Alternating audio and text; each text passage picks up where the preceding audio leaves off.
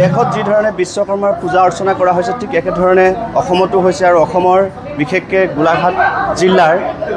উচ্চ শিক্ষাৰ অনুষ্ঠান গোলাঘাট বাণিজ্য মহাবিদ্যালয় স্বায়ত্তশাসিততো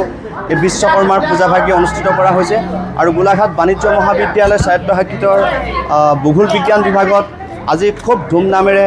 এই বিশ্বকৰ্মাৰ পূজাভাগ অনুষ্ঠিত কৰা হয়। ভূগোল বিজ্ঞান বিভাগত প্ৰত্যেক বছৰে এই বিশ্বকৰ্মাৰ পূজাভাগি অনুষ্ঠিত কৰা হয় আৰু এই বছৰ অলপ অনুষ্টুপীয়াকৈ পূজাভাগ আয়োজন কৰা হৈছে বুলি আমাক বিভাগীয় লোকসকলে জানিব দিছে। আহকচোন এতিয়া আমি যাওঁ ভিতৰত কেনেকুৱা ধৰণে দিহানাম চলিছে বিশ্বকৰ্মাৰ নামত। আহক আমি দিহানামৰ মাজলৈ গৈ থাকোঁ লাহে লাহে। আকাশত শুনিছোঁ গোবিন্দৰ নাম, শংকৰ মাধৱে গঢ়া কিনো হৰি নাম, ভকত বৈষ্ণৱ হবে লয় অবিৰাম, ৰাম ৰাম নামেৰে মুখৰিত বৰদোৱা ধাম, ৰাম ৰাম নামেৰে মুখৰিত বৰদোৱা ধাম।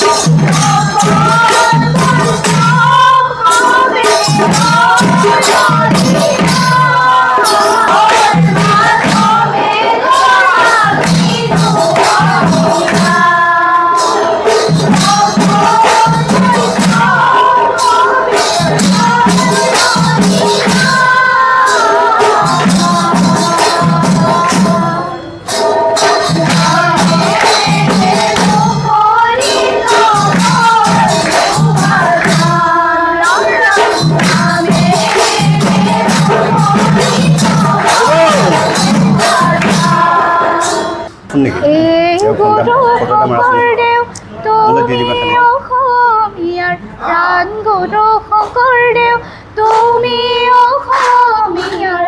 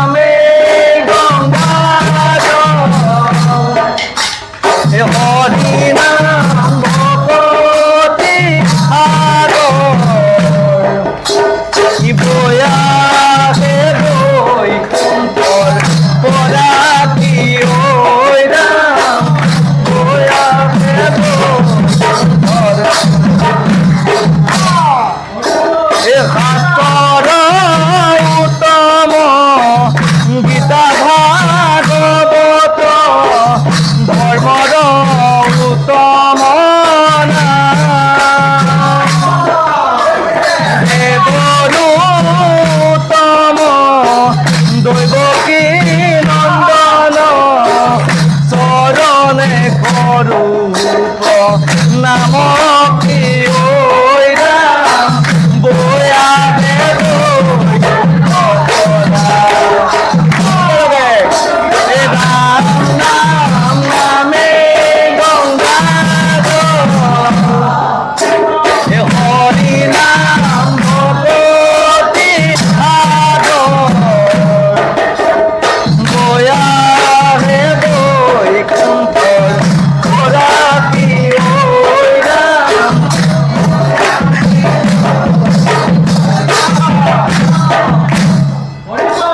প্রভু ভগবন্ত অনন্ত ঈশ্বর প্রপন্ন জনতারণ তুমি প্রিয়তম পরম দেবতা জানিয়া লইলু রণ রাম বয়া দেব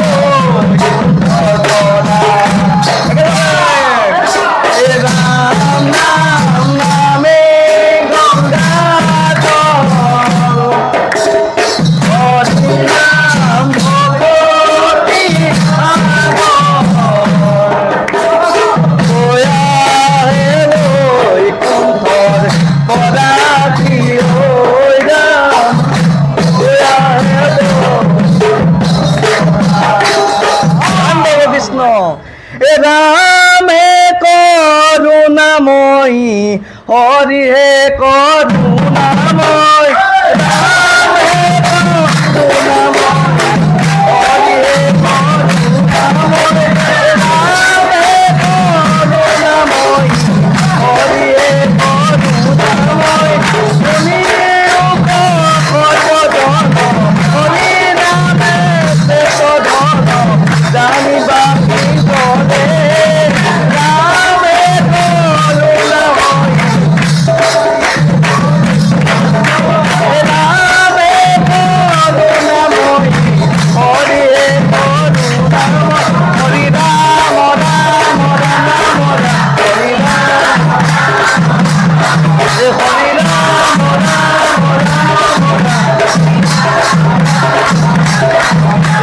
রাম রাম রাম হরি রাম রাম রাম হরি রাম হরি রাম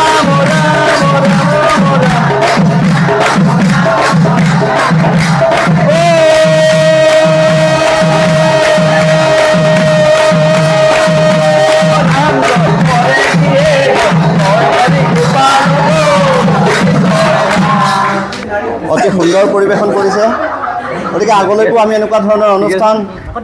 ভূগোল বিজ্ঞান বিভাগৰ পৰা পাই থাকিম বুলি ভাবিছোঁ ভূগোল বিজ্ঞান বিভাগৰ মুৰব্বী অধ্যাপিকা নীতিমা বাইদেউ আছে নীতিমা বাইদেউৰ পৰা আমি দুটামান কথা জানিব বিচাৰিম গোলাঘাট বাণিজ্য মহাবিদ্যালয়ৰ যি ভূগোল বিজ্ঞান বিভাগ আছে ভূগোল বিজ্ঞান বিভাগে প্ৰত্যেক বছৰে এনেকুৱা এটা বৰ্ণাঢ্য কাৰ্যসূচী লৈ বিশ্বকৰ্মাৰ পূজাভাগ আয়োজন কৰি আহিছে এই বিশ্বকৰ্মাৰ পূজাভাগ কিয় আয়োজন কৰে আপোনালোকে প্ৰত্যেক বছৰে আমাৰ যিহেতু এইটো এটা ভূগোল বিজ্ঞান বিভাগ আৰু ভূগোল বিজ্ঞান বিভাগৰ ছাত্ৰ ছাত্ৰীসকল প্ৰধানকৈ বিভিন্ন ধৰণৰ ইনষ্ট্ৰুমেণ্টৰ লগত আমাৰ জড়িত গতিকে এই ইনষ্ট্ৰুমেণ্টখিনিক আমি মানে বিশ্বকৰ্মা যিহেতু এজন অভিযন্তা ভগৱানৰ তেওঁ মানে এজন দেৱতা অভিযন্তা বুলি আমি ধৰোঁ গতিকে তেখেতৰে প্ৰতিনিধিত্ব কৰে বুলি ভাবোঁ আমি সেই ইনষ্ট্ৰুমেণ্টখিনি সেইটো কাৰণে আমি তেখেতক প্ৰতি বছৰে আমি পূজা অৰ্চনা কৰোঁ বিশেষকৈ মানে আমি ছাত্ৰ ছাত্ৰী শিক্ষক বিভাগৰ মিলি পেলাই আমি প্ৰায় 25 বছৰ মানে হ'ল যেতিয়া মানে আমাৰ এই বিভাগটোৰ মানে মেজৰ খোলা নাছিলোঁ তেতিয়া 5 বছৰ ছাত্ৰ ছাত্ৰীসকলক লৈয়ে মই প্ৰথম আৰম্ভ কৰিছিলোঁ এতিয়া আমি তেনেকৈ প্ৰতি বছৰে পালন কৰি আহিছোঁ বিশ্বকৰ্মা পূজা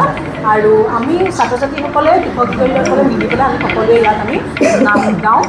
গাই ভগৱানৰ ওচৰত বিশ্বকৰ্মাৰ ওচৰত আমি সেৱা জনাওঁ গোটেই বছৰটোৰ কাৰণে বাইদেৱে জানিব দিছে যে যিখন দেৱলোকৰ যিখন সমাজ আছিলে এই সমাজৰ বিশ্বকৰ্মা আছিলে এজন অভিযন্তা তেওঁ বিভিন্ন ধৰণৰ বিশেষকৈ টুলছ আৰু ৱেপনছ বা বিভিন্ন ধৰণৰ যিমানবিলাক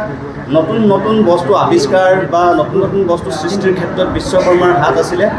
বিশ্বকৰ্মা ব্ৰহ্মাৰ পুত্ৰ আছিলে আৰু ব্ৰহ্মা হৈছে সৃষ্টিকৰ্তা আৰু সৃষ্টিকৰ্তা পৃথিৱীখনক জীয়াই ৰাখিবৰ বাবে বা সমাজখনক জীয়াই ৰাখিবৰ কাৰণে আমাক বিভিন্ন ধৰণৰ দৈনন্দিন জীৱনত বস্তুৰ আৱশ্যক হয় ৱেপনছৰ পৰা ধৰি আৰু এই ক্ষেত্ৰত আমি বিশ্বকৰ্মাই দেৱলোকৰ যিমানবিলাক নগৰ নিৰ্মাণ কৰিছিলে যেনেকৈ দ্বাৰকা নগৰ আৰু ইন্দ্ৰপ্ৰস্থ লংকা সেইবিলাক চহৰ নিৰ্মাণ কৰিছিলে একদম ধুনীয়াকৈ হয় নাই বাৰু আৰু এই বিশ্বকৰ্মাই তেওঁ এখন বিমান ব্যৱহাৰ কৰিছিলে বিমানখনৰ নাম কি আছিলে পুষ্পক ৰথ গতিকে সেইখন অৱশ্যে ৰাৱণে পিছত কাঢ়ি লৈ গৈছিলে তেখেতৰ পৰা যে নহওক এই বিশ্বকৰ্মা পূজাটোৱে কেৱল মাত্ৰ বিশ্বকৰ্মাক পূজা কৰাকে বুজোৱা নাই ইয়াতে ছাত্ৰ ছাত্ৰী আৰু শিক্ষকৰ মাজত এটা সমন্বয়ৰ বাৰ্তা প্ৰদান কৰিছে আৰু সেই ভূগোল বিজ্ঞান বিভাগটো প্ৰতিষ্ঠা হোৱা প্ৰায় 30 বছৰ হ'ল কিন্তু এই 30 বছৰৰ ভিতৰত প্ৰায় 25টা বছৰে ভূগোল বিজ্ঞান বিভাগে বিশ্বকৰ্মাৰ পূজা এনেকুৱা ধৰণে পাতি আহিছে আৰু আমি আগলৈকো আশা কৰিছোঁ ছাত্ৰ ছাত্ৰী আৰু শিক্ষয়িত্ৰীৰ মাজত যিটো সমন্বয়ৰ বাৰ্তা এই বাৰ্তাটো অটুট থাকক লগতে বিশ্বকৰ্মা পূজা কৰাৰ এটাই প্ৰধান লক্ষ্য থাকে উদ্দেশ্য থাকে যে নতুন নতুন আৱিষ্কাৰ নতুনত্ব যিমানবিলাক বস্তুৰ আমি যিবিলাক বস্তু সঁজুলি ব্যৱহাৰ কৰি আছোঁ সেই সঁজুলি ব্যৱহাৰ কৰাবিলাক ব্যৱহৃত সঁজুলিবিলাক নতুনত্ব কিবা আহে নেকি তেনেকুৱা ধৰণৰ কথাৰে পঢ়া শুনা যায় নহওক নতুনত্ব আহক আৰু এইখিনি আশা ৰাখি আমি আজি অনুষ্ঠানটোৰ পৰা বিদায় মাগিছোঁ ধন্যবাদ